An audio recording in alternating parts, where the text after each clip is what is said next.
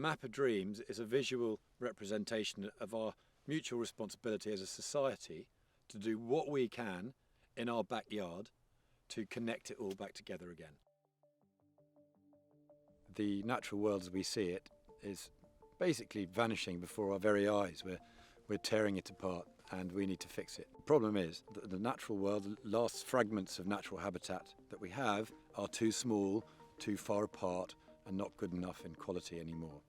The land is not porous anymore, so nature can't move. So we as a society, as East Anglia, and expressing this through the map of dreams, are going to reintroduce this idea of connectiveness into the natural environment, and that's through churchyards, gardens, farmyards, hospital car parks, roadside verges, everything that we need to knit the countryside back together again, and we've all got a part to play in that, every single one of us. One of the things that we're hoping to achieve through gardening like this is to try to address the issue of fragmentation. Wildlife can't get from one wildlife rich area to another. So what we're hoping to do is, in conversations we've had with our neighbours, is they're improving some of their garden for wildlife, so we're creating a corridor. And it's also great to be part of a network, a nature network. So to be part of WildEast, where other people are doing similar things, and then it'll be a matter of trying to link up these wildlife rich areas so the movement of wildlife can be improved. Now, we're a small region in a small country on the edge of a big ocean, on the edge of an enormous landmass. What's the point? What do we do? And I think it just boils down to we've got to do something.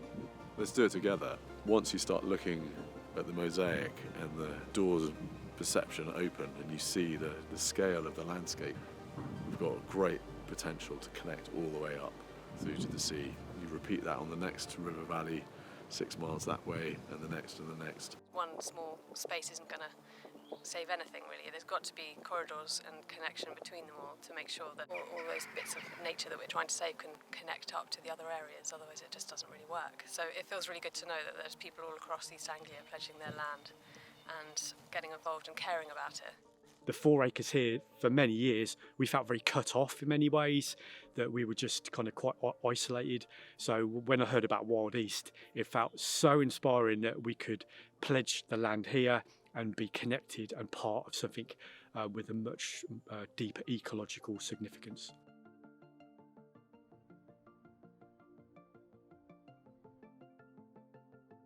This sweep of ground running out in front of me is 2 years old now, and it's what we're calling a wild edge. People have been saying to me, why would you do that? And actually, what I've been throwing back at them is, why wouldn't you? Because it's awkward with big machinery to get into. You save time, tractor time, you save carbon, which is both opening up the soil with machinery, but also spraying carbon onto the fields.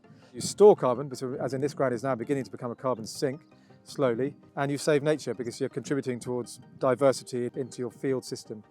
We've been really hard on ourselves about not just the science of this, but the financial viability. And over the course of 10 or 20 years, we're going to be eating up, and this is my WildEast pledge, 20% of the farmland to be wild edges or similar, to greater connectivity across the estate. And we're doing that gradually. We're about 2% now, but we are pretty convinced that with more efficient farming, with lower need of chemicals and a more diverse cropping mix, that we're actually going to be as profitable of a unit as we ever were, but much richer in biodiversity and a restored sort of ecosystem.